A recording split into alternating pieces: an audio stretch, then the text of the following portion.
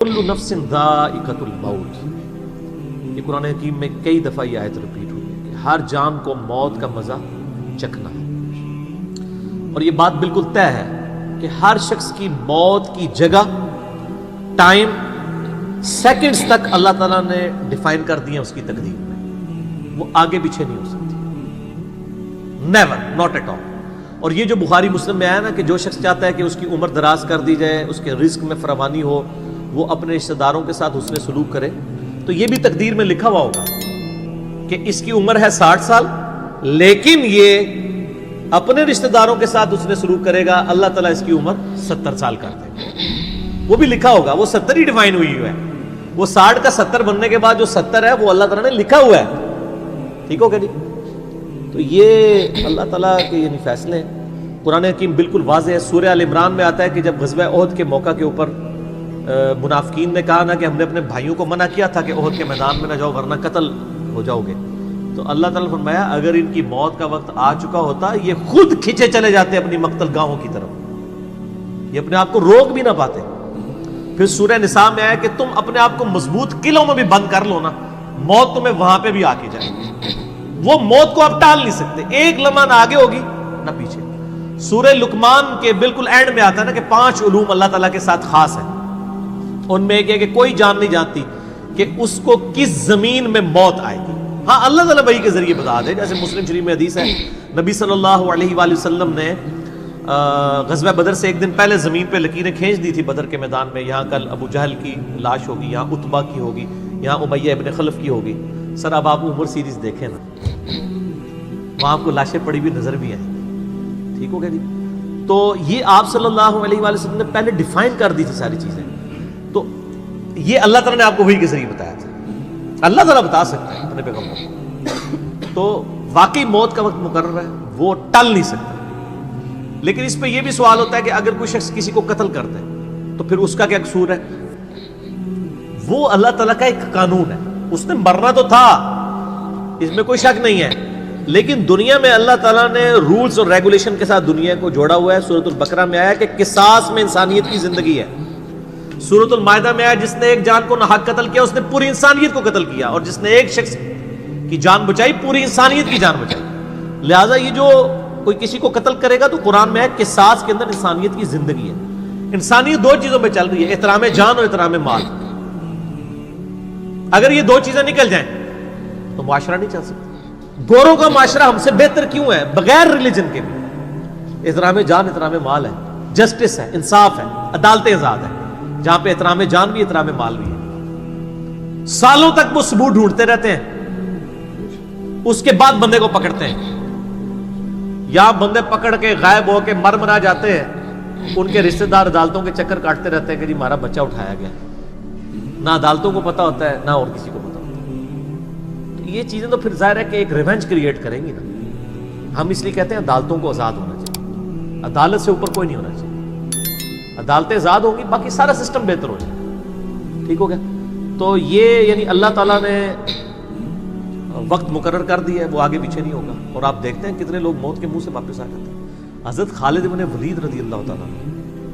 100 سے زیادہ مار کے لڑے انہوں نے، اور جب موت کا وقت قریب آیا وہ کہتے ہیں میرے جسم کا کوئی ایک حصہ بھی ایسا نہیں جہاں پہ کسی نیزے یا تلوار کا نشان موجود نہ ہو۔ یہ عمر سیریز میں انہوں نے ان کی موت کا وقت فلمایا ہے، ابو دردہ ان کے پاس بیٹھے ہوئے ہیں، اور وہ کہتے ہیں دیکھ لو اگر موت میدان جنگ میں آنی ہوتی نا ابو دردہ، تو میرے جسم کا ایک حصہ بھی ایسا نہیں جہاں پہ کوئی زخم نہ ہو، اور میں ایک بوڑھے اونٹ کی طرح بستر مرگ پہ مر رہا ہوں۔ میدان جنگ میں نہیں شہادت ملی، شہادت اتنی آسانی سے نہیں مل جاتی انسان کو، وہ اللہ تعالیٰ جس کے لیے ڈیفائن کرے گا۔ باقی یہ ہے کہ اللہ تعالیٰ نے ان کو ایک فضیلت دی کہ وہ اللہ کی تلوار تھے، ظاہر تلوار تو ٹوٹ نہیں سکتی تھی، تو جو لوگ اللہ کے لیے زندگی گزارے وہ عام حالت میں بھی مرے، اللہ تعالیٰ ان کو شہادت کو عطا فرما دیتا ہے۔ میدان جنگ میں جانے سے موت نہیں آتی، کتنے لوگ موت کے منہ سے واپس آتے ہیں، اور سر ایئر کریش میں لوگ بچ گئے ہوئے ہیں، اور تو اور چھوڑ دیں جہاں پہ کوئی انسان امیجن نہیں کر سکتا، کئی بم پھٹتے ہیں،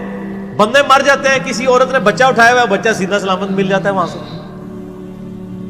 یہ اللہ کے فیصلے ہیں کس کے لیے کیا زندگی رکھی ہے۔ وہ اسی لیے کہا جاتا ہے نا کہ مارنے والے سے جو بچانے والا جو ہے نا وہ بڑا ہے، یعنی وہ اس ویسے تو مارنے والا بھی اللہ ہی ہوتا ہے،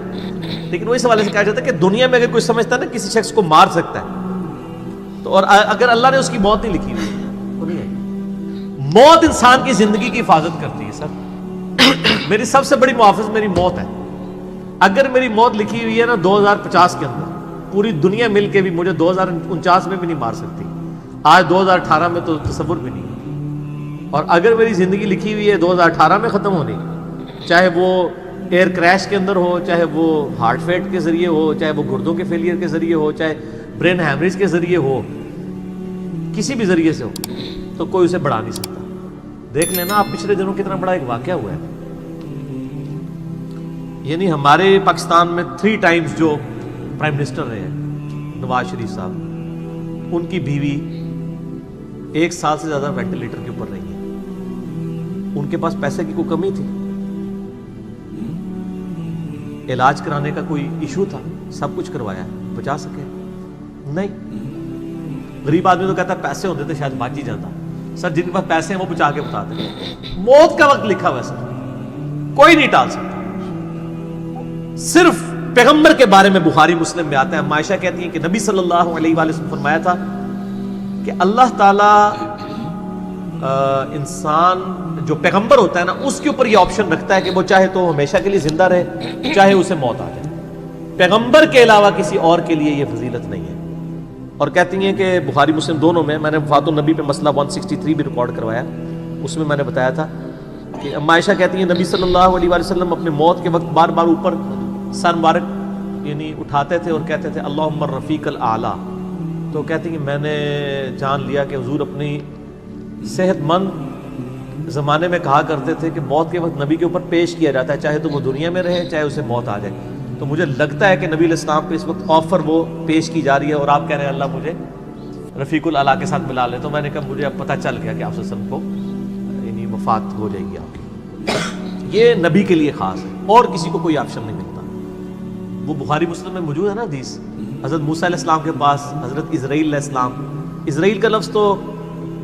یعنی تفسیر تبری میں اور یہودیوں کے ہاں ملتا ہے، یہ بین اہل سنت کے ہاں بھی رناؤنڈ ہے۔ اصل میں لفظ ہے ملک الموت، دونوں لفظ ٹھیک ہے۔ ملک الموت علیہ السلام حضرت موسیٰ علیہ السلام کے پاس گئے، انہوں نے آگے سے تھپڑ مار دیا، ان کی آنکھ نکل گئی، انسانی شکل میں آئے تھے۔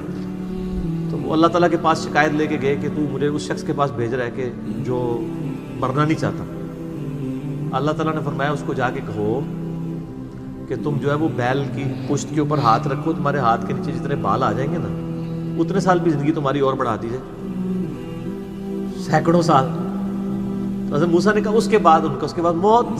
کل نفس ذائقۃ الموت، موت تو سب کو آنی ہے، ایک ہی ہے جسے موت نہیں آنی، یا حی یا قیوم برحمتک استغیث، اے خود سے زندہ اور ہر چیز کو تھامنے والے، باقی وہ سب کو موت آنی ہے۔ تو انہوں نے کہا پھر بعد میں آنی ہے تو ابھی کیوں نہیں؟ موت نہیں کوئی ٹال سکتا سر، ورنہ پیغمبروں کے لیے ٹل جاتی ہے۔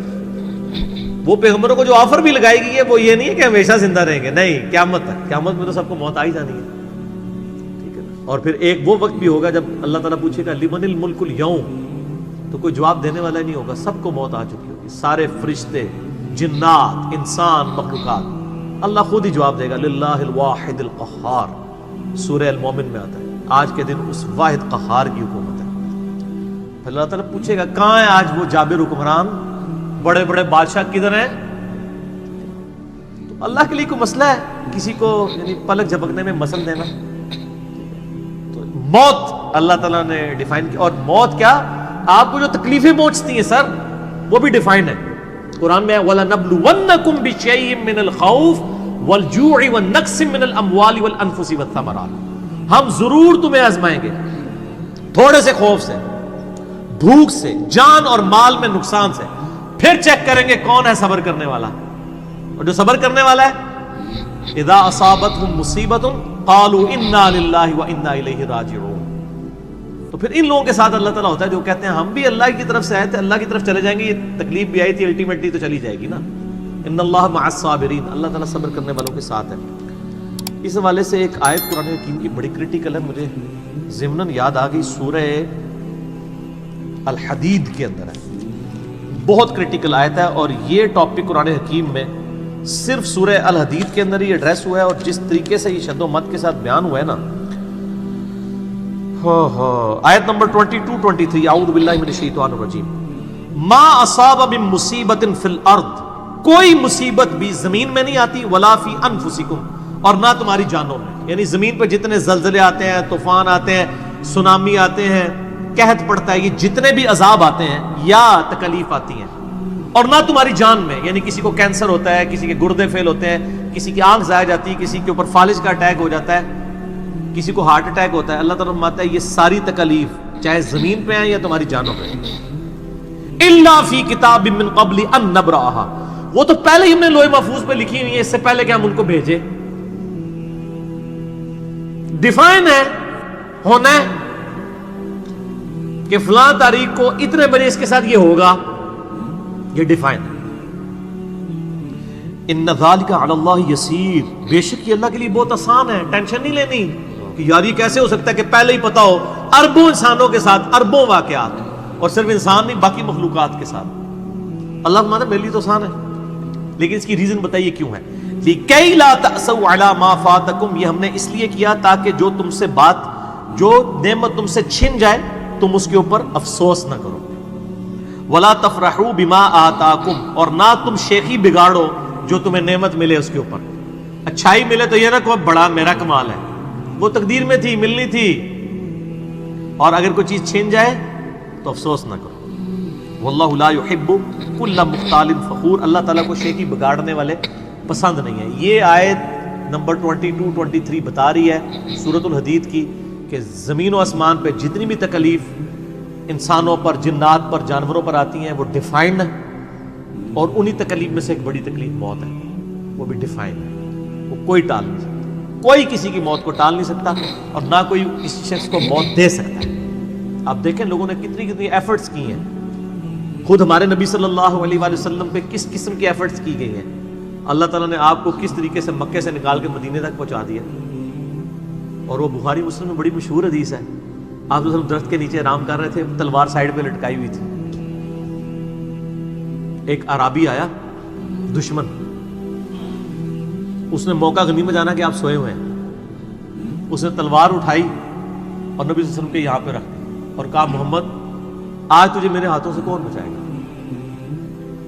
تو نبی صلی اللہ علیہ وسلم نے کوئی کانفیڈنس لوز نہیں کیا، ان کو پتا تھا والذی ارسل رسولہ بالہدی ودین الحق لیظہرہ علی الدین کلہ، اللہ نے اپنے نبی کے پیچھے اللہ ہے، ان کا اللہ بچائے گا، اللہ جب سنا اس کے ہاتھ کانپنے شروع ہو گئے، اس کے ہاتھ سے تلوار ہی گر گئی، نبی علیہ السلام نے وہ تلوار اٹھائی اور کہا اب تجھے میرے ہاتھوں سے کون بچائے گا؟ یہ بخاری مسلم دونوں میں یہ واقعہ، اس نے کہا آپ تو معاف فرمانے والے ہیں، درگزر فرمانے والے ہیں، تو یعنی آپ کے وہ حسن اخلاق سے پھر متاثر ہوا، مسلمان ہو گیا۔ مسئلہ یہ ہے کہ یہ کانفیڈنس آپ کو ہونا چاہیے۔ بخاری مسلم میں حدیث ہے کہ غزوہ حنین کے موقع پر کچھ صحابہ کی زبان سے نکل گیا کہ بدر میں تو 313 تھے، غالب آ گئے تھے، آج تو ہم 12,000 ہیں، کافر تو بڑے تھوڑے ہیں، اور یہ ذکر سورۃ الانفال میں آیا غزوہ حنین کا،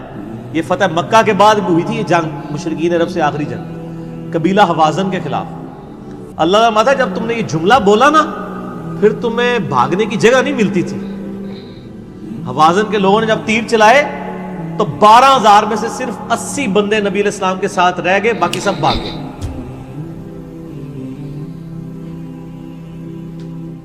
اور صحابہ کہتے ہیں، بخاری مسلم کے الفاظ ہیں، میں نے حضور کی معجزات والا جو لیکچر دیا مسئلہ 131A-B-C-D، اس میں بتایا کہ نبی علیہ السلام اکیلے آگے جا رہے ہیں، انا النبی لا کذب انا ابن عبد المطلب، میں نبی ہوں اس میں کوئی شک نہیں ہے، اور میں عبد المطلب کا بیٹا ہوں۔ یہ رڈز پڑھتے ہوئے آپ صلی اللہ علیہ وسلم اکیلے آگے جا رہے ہیں، اور آپ صلی اللہ علیہ وسلم نے زمین سے یوں مٹھی بھری کنکریوں کی اور یوں کافروں کی طرف، اور فرمایا چہرے مسخ ہو جائیں، آنکھیں اندھی ہو جائیں، اور سب کی ہو گئی، مسلمانوں کو فتح ہو گئی، اور اسی کا ذکر ہے وما رمیت اذ رمیت ولکن اللہ رمی، اے نبی جو آپ نے کنکریاں پھینکی تھی وہ آپ نے نہیں پھینکی تھی، وہ اللہ نے پھینکی تھی، یعنی اللہ کا پیچھے ڈیوائن ڈیسیژن تھا۔ تو کافروں کے خلاف فتح ہو گئی مسلم، یعنی نبی علیہ السلام کا کانفیڈنس لیول یہ تھا کہ اکیلے جا رہے ہیں، یہ نہیں دیکھ رہے کہ ہزاروں لوگ میرا ساتھ چھوڑ گئے، اکیلے فرنٹ سے لیڈ کر رہے ہیں، تو جن لوگوں کو یعنی اللہ پر یقین ہوتا ہے نا، ان کی یہی حالت ہوتی ہے، اور یہی صحابہ کرام کا یعنی یقین کامل تھا۔ اس لیے آپ دیکھیں نا، آپ عمر سیریز میں دیکھیں گے حضرت خالد بن ولید جنگ یمامہ میں جب مسلمانوں کو شکست ہونے لگتی ہے، اکیلے آگے جاتے ہیں۔ جنگ یرموک میں بھی ایسے ہی کرتے ہیں۔ تو جن کو اعتماد ہوتا ہے نا، وہ پھر فرنٹ سے لیڈ کرتے ہیں۔ موت ٹال نہیں سکتی، موت کیا تکلیف بھی جو آپ کو پہنچنی ہے، اور سر اسی کے ساتھ آپ زندگی گزار سکتے ہیں، اس کے بغیر آپ زندگی نہیں گزار سکتے، کڑ کڑ کے مر جائیں گے۔ آپ کس چیز کو کیٹر فور کر سکتے ہیں؟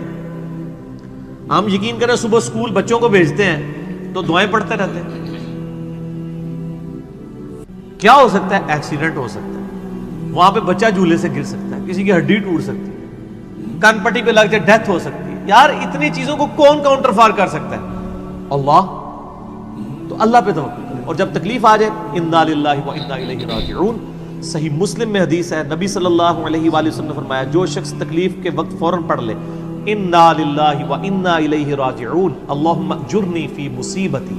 واخلف لی خیرا منہا، اللہ تعالیٰ اس کو اس کا بہتر نعم البدل عطا فرما دے گا۔ میرے یوٹیوب پہ کلپ بھی ہے اس دعا کے اوپر، مصیبت اور پریشانی کے حوالے سے یعنی بہتری کے لیے دعا، یہ کر کے لکھیں تو آپ کو کھل جائے گا۔ یہ آپ کو مشکات میں کتاب الجنائز چیپٹر میں پہلی جلد میں دعا مل جائے گی صحیح مسلم کے حوالے سے۔ ام سلمہ کہتی ہیں کہ جب میرا خامن فوت ہوا تو میں نے یہ فوراً دعا پڑھ لی، انا للہ و انا الیہ راجعون، ہم بھی اللہ کی طرف سے ہیں، اس کی طرف لوٹ کے جانے والے ہیں۔ اللہم اجرنی فی مصیبتی، اے اللہ مجھے اس مصیبت میں بہتر اجر عطا فرما، واخلف لی خیرا منہا، اور مجھے اس سے بہتر بدلہ عطا فرما دے۔ کہتی میں دل میں سوچ رہی تھی کہ اس سے بہتر مجھے خامن کیسے مل سکتا ہے؟ ابو سلمہ سے بہتر تو انسان حضور کے صحابہ میں بھی کوئی نہیں ہے۔ عدت گزاری تو نبی علیہ السلام نے رشتے کا پیغام بھیج دیا، ام المومنین بن گئی، اور ہماری یہ وہ ماں ہے جو سب سے آخر میں فوت ہوئی ہیں، واقعہ کربلا کے بھی بعد فوت ہوئی ہیں ام سلمہ۔ واقعہ کربلا ان کی زندگی میں ہوا ہے، ام سلمہ رضی اللہ تعالی عنہا۔ تو یہ دعا یاد کریں، انا للہ و انا الیہ راجعون، اتنا حصہ تو قرآن میں ہے، باقی صحیح مسلم میں اللہم اجرنی، اللہم اجرنی، یہ جھٹکے سے پڑھنا ہے، اللہم اجرنی فی مصیبتی واخلف لی خیرا منہا۔ تو باقی ہم تو دعائیں کر سکتے ہیں، باقی صبح شام کے اذکار ہیں، اللہ کی طرف رجوع لائیں، وہ اتنی چیزوں کی حفاظت کرنے والا ہے۔ باقی سب سے بڑی تو حفاظت یہ ہے جو سورہ غافر میں، سورہ المومن میں آیا کہ اصل میں کامیاب وہ ہوا جو دوزخ کی آگ سے بچا لیا گیا۔ سر دنیا میں آپ کو کوئی کتنا عذاب دے لے گا، الٹیمیٹلی تو موت آ کے آپ کو آزاد کر دے گی۔ جب فرعون کے دربار میں وہ جو جادوگروں نے کلمہ پڑھ لیا تھا تو اس نے کہا تم نے میری اجازت کے بغیر پڑھ لیا، میں تمہیں تمہارے مخالف سمت کے ہاتھ پاؤں کٹوا کے تمہیں سولی پہ چڑھا دوں گا۔ تو انہوں نے کیا کہا تھا؟ انہوں نے کہا تو جو کچھ دے گا دنیا کی زندگی میں عذاب دے سکتا ہے نا،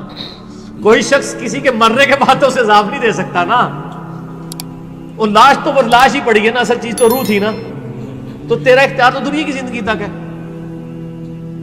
تو یہ کانفیڈنس لیول ہونا چاہیے کہ کوئی کسی شخص کو کتنی تکلیف دے لے گا،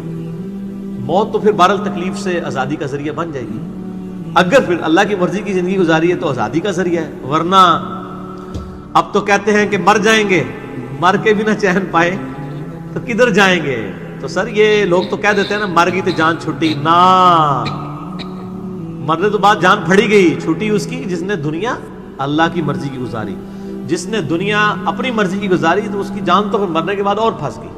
ٹھیک ہو گیا جی؟ تو موت کا وقت مقرر ہے، کوئی نہیں ٹال سکتا۔